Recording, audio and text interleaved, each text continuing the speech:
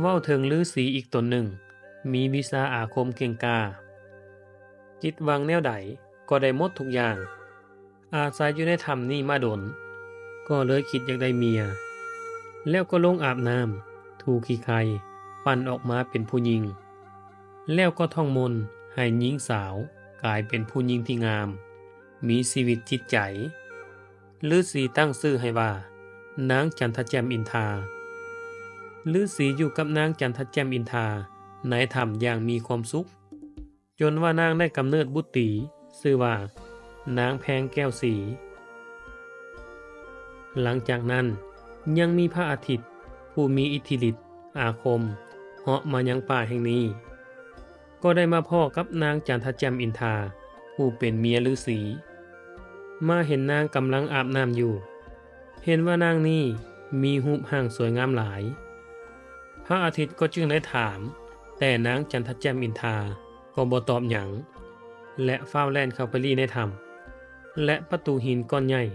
ก็ไหลมาปิดปากถ้ำไว้และบ่ได้บอกให้พระฤาษีฮู้ส่วนพระอาทิตย์นั้นก็ได้ลีเบิ่งอยู่ใกล้ๆปากถ้ำเพราะว่ามีก้อนหินใหญ่ปิดปากถ้ำอยู่ก็เลยพยายามสุกเท่าใดก็ยังเปิดบ่ได้ก็เลยนั่งซ้อมเบิ่งต่อไปพอดีฮอดยามที่พระฤาษีต้องออกไปหาของกินพอแต่ฤาษีออกมาแล้วก็คิดว่าในดงนี้คือสิบ่มีผู้ใดมาฮอดก็จึงได้ท่องมนต์เสียงดังแล้วก็ใส่มือยูหินก้อนใหญ่ปิดปากถ้ำไว้เมื่อปิดปากถ้ำไว้แล้วก็ได้ย่างไปพระอาทิตย์ผู้ลีเบิ่งอยู่จำมนต์ได้หมดพระอาทิตย์ก็เลยย่างมาหน้าปากถ้ำแล้วก็ท่องมนต์พร้อมยูหินออกแล้วก็ได้ลักเอานางจันทแจ่มอินทราเป็นเมียทั้งสองหลักอยู่ร่วมกันจนนางจันทแจ่มอินทราได้ลูกชายฝาแฝดฤาษีนั่นบ่ฮู้ว่าแฝดนี้แม่นลูกของไผฤาษีบ่ฮู้เลยว่าแฝดทั้งสองคนนี้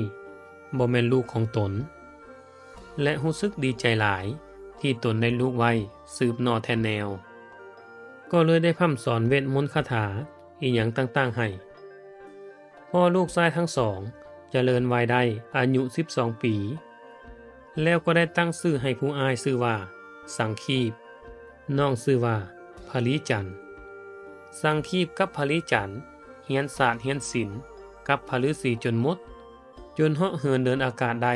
อย่างน่าอัศจรรย์ใจมีมื้อหนึ่งฤาษีก็คิดสงสัยว่าลูกสองคนนี้มันต้องบ่แม่นลูกของตนแน่นอนอีกทั้งรูปร่างและหน้าตาก็แปลกไปก็เลยเอาลูกทั้ง3 คนไปเสี่ยงทายลองเบิ่งโดยการอธิษฐานว่าสิโยนลูกไปกลางแม่น้ำคันแม่นไผเป็นลูกของตนขอให้ลอยน้ำกลับคืนมาได้คันบ่แม่นขอให้ลอยน้ำหนีไปในที่สุดสังคีปกับภริจันทร์ได้ลอยน้ำหนีไปส่วนนางแก้วแพงสีลอยกลับมาหาพระฤาษีผู้เป็นพ่อฤาษีจึงแน่ใจว่าสังคีปกับภริจันทร์บ่แม่นลูกของตนจึงเนรมิตเมืองให้กับสังคีปและภริจันทร์แล้วพานางแพงสีกลับมายังอาสมพอตะนางจันทแจ่มอินทราบ่เห็นลูกชายฝาแฝดกลับมาจึงถามพระฤาษีนางแก้วแพงสีได้เว้าเล่าให้แม่ฟังนางฮู้ว่าฤาษีหาทางกำจัดลูกชายฝาแฝดพระฤาษีก็รู้สึกอยากให้หลายเลยจับเอานางแพงสีดึกไปฮอดภูหน่วยหนึ่งนางแก้วแพงสีก็เลยย่างอยู่ในป่าผู้เดียวจนมาฮอดต้นมณีโคตรนางได้กินหมากมณีโคตรง่าทางทิศใต้จนกลายเป็นลิงต่อมาลิงแก้วแพงสีกับลิงพารามได้สมสู่กันจนลิงแก้วแพงสีถือพาออกลูกมาเป็นลิงเผือกชื่อว่าหุลมานบัดนี้ยังมีควายตัวหนึ่งมีพลังปานพญาสร้างสารเป็นพญาควายทั้งหลายในป่าแห่งนี้ชื่อว่าควายทรพีมีนางควายบริวารเป็นหมื่นๆโตพญาควายมีคำสั่งให้นางควายทั้งหลายว่าคันนางควายตัวใดเกิดลูกออกมาเป็นตัวผู้ให้ฆ่าที่มด อยู่ต่อมาหลายปีนางพญาควายได้ถือพาพอฮอดกำหนดนางพญาควายก็ได้เกิดลูกออกมาเป็นตัวผู้ย้อนความหักแพงบ่อยากฆ่าลูกนางได้เอาลูกไปเสื่องไว้ในถ้ำแล้วใส่หินปิดปากถ้ำไว้พอฮอดยามใกล้ค่ำนางจึงหลักไปเบิ่งลูกของนางในถ้ำพร้อมทั้งป้อนอาหารกับให้นมเฮ็ดแบบนี้อยู่ทุกมือจนมื้อหนึ่งควายทรพีถามนางพญาควายว่าเจ้าถือพาก็เกิดลูกแล้วเอาลูกไปไว้ไสนางตัวว่านางเกิดลูกก่อนกำหนดลูกได้ตายไปแล้วฝ่ายผัวก็ลงเสื้อคิดว่านางพญาควายนี้เว้าความจริงหลายปีผ่านไปควายทรพีผู้เป็นลูกก็ได้ใหญ่ขึ้นมีเขาสองข้างเกือบ8 วาโตใหญ่ซ้ำสร้างมีแห้งหลายปานพญาสร้างสารมีมือหนึ่งก็เลยคิดอยากเห็นหน้าพ่อนางพญาควายก็ได้เว้าอธิบายสู่ฟังว่าพ่อของเจ้านั้นมีความโหดร้ายแล้วก็มีกำลังมหาศาลแข็งแรงกว่าเจ้าโตใหญ่กว่าเจ้าถ้าหากว่าเจ้าแข็งแรงกว่านี้แล้วแม่สิพาเจ้าไปหาพ่อเจ้าเบิ่งมือหนึ่งควายทรพีผู้เป็นพ่อย่างผ่านหน้าถ้ำไปพร้อมกับนางควายตัวหนึ่งควายทรพีผู้เป็นลูกแนมเห็นมาแต่ไกลคิดว่าแม่นพ่อของเจ้าของจึงหลักไปแทกห้อยตีนพ่อเบิ่งจนต่อมาห้อยตีนเจ้าของก็ใหญ่กว่าพ่อแล้วจึงขอห้องแม่ให้พาไปหาพ่อนางจึงเว้าความเก่งกล้าสามารถของพ่อให้ลูกฟังว่าพ่อเจ้านี้มีความสามารถเก่งหลายขอให้เจ้าเฮียนแบบพ่อเก่งสู้อันสู้แนวก่อนแม่จึงสิพาเจ้าไปหาพ่อต่อมาควายผู้เป็นลูกก็ฝึกเจ้าของจนเก่งกล้ามั่นใจในความสามารถเจ้าของแล้วก็จึงได้ไปท้าพ่อมาสู่กับเจ้าของจนควายทรพีถึกลูกเจ้าของฆ่าตายควายทรพีผู้เป็นลูกพอแต่ฆ่าพ่อตายแล้วก็มีความฮึกเหิมมั่นใจหลายขึ้นจึงไปท้าสู่กับต้นโพเทพาอารักษ์ประจำต้นโพได้สาปแช่งควายทรพีให้ตายย้อนขอย้อนง่าวของคมย่างไปฮอดเมืองสังคีปพลิจันทร์ควายทรพีก็ได้ไปท่าสู่หบกับท้าวสังคีปได้สู่หบกันอย่างเต็มแหงก็บ่มีไผอ่อนยอมอ่อนคอให้กันสุดท้ายได้ส่วนกันไปสู่กันในถ้ำสังคีปจึงสั่งให้พลิจันทร์ว่าให้พลิจันทร์ยืนส่องอยู่ปากถ้ำขั้นเห็นเลือดขุ่นสีแดงไหลออกมาแสดงว่าเลือดของควายแต่ขั้นเป็นเลือดสีแดงสดใสแสดงว่าเป็นเลือดของท้าวสังคีปให้พลิจันทร์ปิดปากถ้ำแล้วเฝ้าหนีไประหว่างนั้นเหตุการณ์สู่หบกันของสังคีปกับควายทรพีในถ้ำนั้นฝนก็ได้ตกลงมาอย่างแหงพลิจันทร์เห็นเลือดแดงไหลปนกับสายน้ำเป็นสีแดงสดใสพอดีก็รู้สึกเสียใจหลายว่าสังคีปนั้นได้แพ้ให้กับควายทรพีก็เลยเฝ้าปิดปากถ้ำแล้วก็ย่างกลับเมือไปแจ้งข่าวการตายของสังคีปให้กับประชาชนได้รับรู้ข่าวประชาชนราษฎรต่างก็พากันโศกเศร้าเสียใจแล้วก็อัญเชิญให้พลิจันทร์ขึ้นปกครองเมืองต่อไปความจริงแล้วสังคีปยังบ่ตายพอแต่สังคีปฆ่าควายทรพีตายแล้วก็ได้ย่างออกมาฮอดปากถ้ำเห็นว่าปากถ้ำได้ปิดแล้วแต่พอสังเกตไปรอบๆก็เห็นว่าปากถ้ำยังปิดบ่แจบก็เลยสามารถออกมาได้แล้วก็ย่างกลับเมืองพอมาฮอดก็เห็นพลิจันทร์นั่งอยู่กับนางสนมก็รู้สึกอยากให้หลายจึงไล่ตีพลิจันทร์ย้อนความยานพลิจันทร์ก็เลยเฝ้าหนีออกจากเมืองไปอยู่ป่าพลิจันทร์เสียใจหลายให้อยู่4 เดือนจนน้ำตากลายเป็นแม่น้ำสายหนึ่งมีชื่อว่าแม่น้ำยมนาฝ่ายพลักษ์ก็เฝ้าลิงพรามอยู่ใต้ต้นมณีโคตรเป็นเวลา3 ปีได้พยายามล่อให้ลิงพรามกินหมากมณีโคตรทางทิศตะวันออกเพื่อให้กลายเป็นมนุษย์แต่ก็บ่เป็นผลจักเทื่อมีมือหนึ่ง ลิงพระรามก็ได้มากินผลหมากมณีโคตง่าทางทิศตะเวนออกจึงกลายห่างเป็นมนุษย์คือเก่าทั้งพระลักษมณ์พระรามก็ดีใจหลายทั้งสองพี่น้องก็เลยได้ออกเดินทางนำหานางสีดาจันทแจ่มต่อไปทิมลิงนางแก้วแพงสีกับลิงหุลมานสองแม่ลูกไว้ใต้ต้นมณีโคตในขณะที่เดินทางอยู่นั้นพระรามก็เกิดรู้สึกอยากกินน้ำก็จึงให้พระลักษมณ์ไปหาน้ำใส่น้ำเต้ามาให้พระลักษมณ์ได้พบกับพริจันทร์นั่งห้องไห้อยู่ถามไปมาจนได้ความว่าสั่งคีบไล่ฆ่าตนย้อนย่านว่าญาติแย่งราชสมบัติพระลักษมณ์ได้ชวนพริจันทร์ไปเฝ้าพระรามพระลักษมณ์ถามความสมัครใจของพริจันทร์ว่าสิไปน้ำกันหรือสิกลับไปครองเมืองสังคีบพริจันทร์ก็เลยตอบว่าอยากไปปกครองเมืองสังคีบทั้งอยากขอเพิ่งบารมีพระลักษมณ์พระรามนำพร้อมพริจันทร์ก็ได้เดินทางกลับไปยังเมืองสังคีบเมื่อพญาสังคีบเห็นก็ได้เกิดการต่อสู้กันขึ้นแต่บ่มีผู้แพ้ผู้ชนะจนทั้งสองอิดอ่อนเมื่อยล้าพระรามก็เลยท่องมนต์เฮ็ดตำหนิคือเอาปูนมาแต้มใส่หลังพริจันทร์เพื่อให้เห็นความแตกต่างกันเพราะทั้งสองเป็นแฝดคือกันหลายตอนที่กำลังต่อสู้กันอยู่นั้นสังคีบได้ถูกสอนของพระรามจนตายในที่สุดพริจันทร์จึงได้ขึ้นปกครองเมืองสืบต่อไปอยู่มามือหนึ่งพระรามก็คิดฮอดลูกฮอดเมียผู้เป็นลิงจึงสั่งให้พระลักษมณ์กับพริจันทร์ไปนำลิงนางแก้วแพงสีกับลิงหุลมานเข้ามาเมืองนางแก้วแพงสีจึงแปลงกาย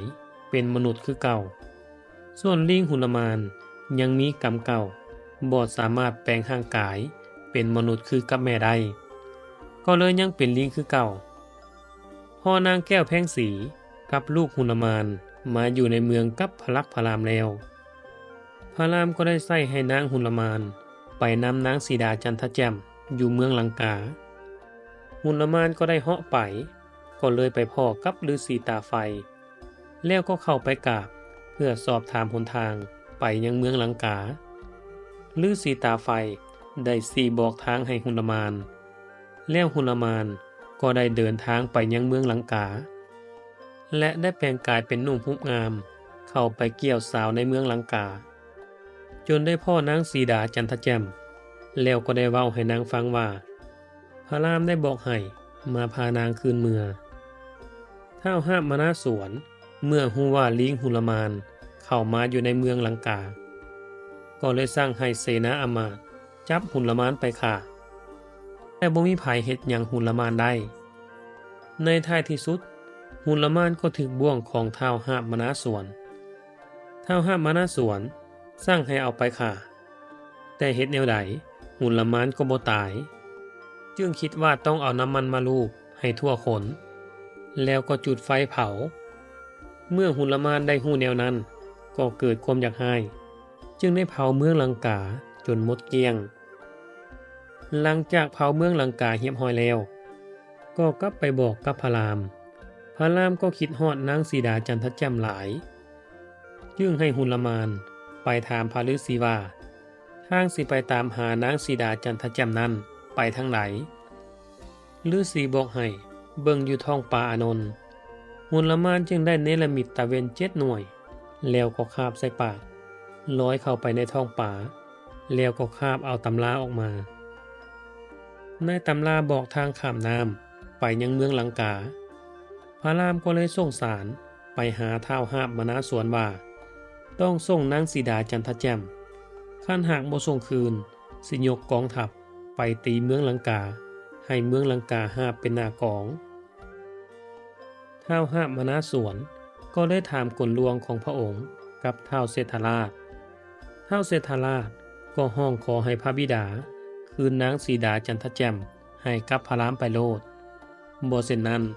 นางสิเป็นเหตุนำมาซึ่งศึกสงครามแต่ท้าวห้ามมานาสวนก็บ่เชื่อคำเว้าดังกล่าวแถมยังเกิดความอยากให้พร้อม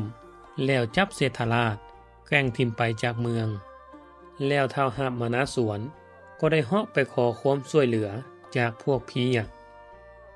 ขอให้ช่วยกันจับพลักพลามกับพลิจันทร์กินเป็นอาหาร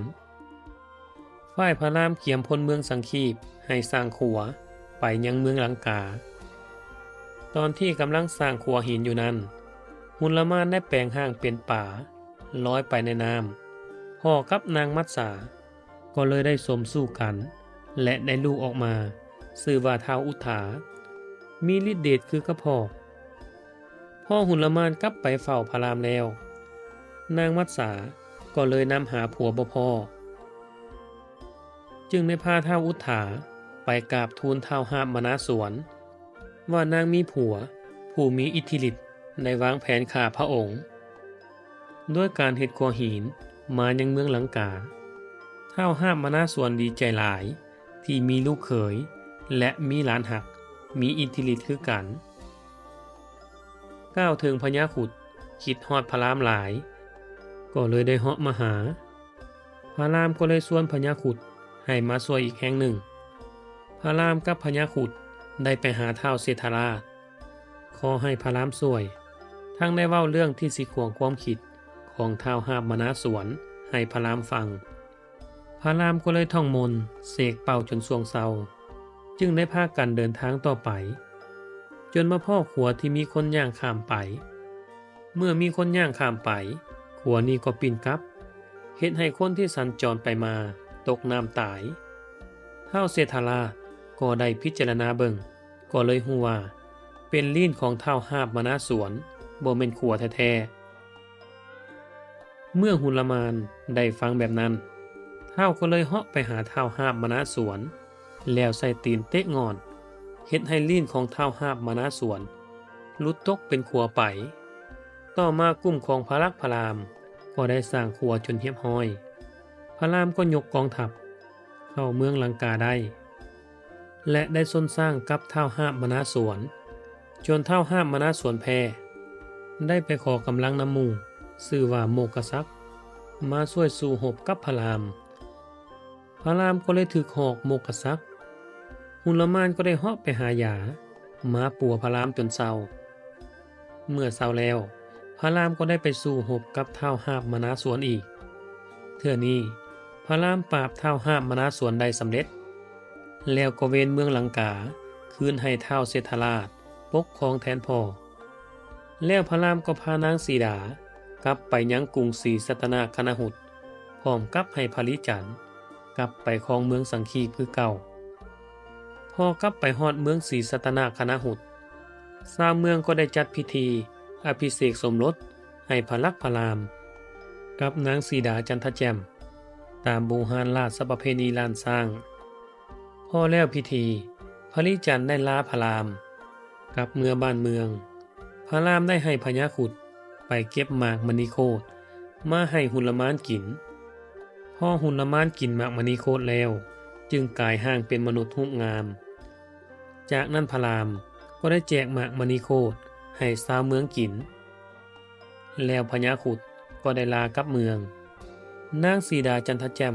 กลับมาอยู่กรุงศรีสัตนาคณหุตกับพระรามอย่างมีความสุขจนนางถือผ้าได้3 เดือนมื้อหนึ่งนางสนมอยากเห็นหน้าของท้าวหาบมนาสวนนางสีดาจันทแจ่มจึงได้แต้มรูปของท้าวหาบมนาสวนให้นางสนมเบิ่งเมื่อพระรามมาเห็นก็อยากให้หลาย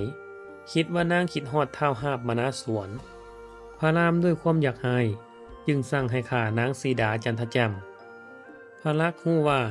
นางสิให้กำเนิดเลือดเนื้อเสื้อไขของพระรามก็คิดสงสารหลายจึงพานางไปอาสมของพระฤาษีผู้เป็นพ่อของนางแล้วพระลักษมณ์ก็กลับมาแต่ในระหว่างทางนั้นได้ฆ่าหมาแล้วจกเอาหัวใจไปถวายพระรามตามหับสั่งต่อมานางสีดาจันทแจ่มก็ได้กำเนิดพระโอรสนางเลี้ยงดูพระโอรสจนเจริญวัยได้15 ปีในมือหนึ่งพระโอรสก็ได้ไปแล่นลิ้นได้ไปท่าพนันตีขี้แลกเข่ากับเด็กน้อยเลี้ยงควายย้อนว่าเป็นคนมีบุญญาธิการและอิทธิฤทธิ์เลยเอาชนะเด็กน้อยได้ทุกเทื่อพอเด็กน้อยบ่มีข้าวกินก็เลยไปเล่าสู่พ่อแม่ฟัง มื้อหนึ่งไทบ้านได้นำความไปกราบทูลให้พระรามได้รับรู้พระรามจึงสั่งให้หุลมานไปปราบแต่หุลมานปราบบ่ได้แถมยังถูกเอาหญ้าคามัดแล้วส่งคืนพร้อมพระรามประหลาดใจหลายที่หุลมานมีอิทธิฤทธิ์ยังพ่ายแพ้ให้เด็กน้อยคิดว่าผู้ที่เฮ็ดแบบนี้กับหุลมานได้ต้องเป็นคนที่มีบุญสูงเลยสั่งให้เสนาอำมาตย์ไปถามเบิ่งว่าเป็นลูกเต้าเล่าไผในที่สุดพระโอรสก็ได้บอกว่าตนเป็นลูกของนางสีดาจันทแจ่มอาศัยอยู่กับปู่พระฤาษีกลางป่าแล้วพระรามก็จึงฮู้ว่านางสีดาจันทแจ่มยังบ่ทันตายเลยมีคำสั่งให้ไปหับนางสีดาจันทแจ่มกับพระโอรสกลับคืนเมืองเรื่องพระลักษณ์พระรามก็จบเพียงเท่านี้หากบ่อนใด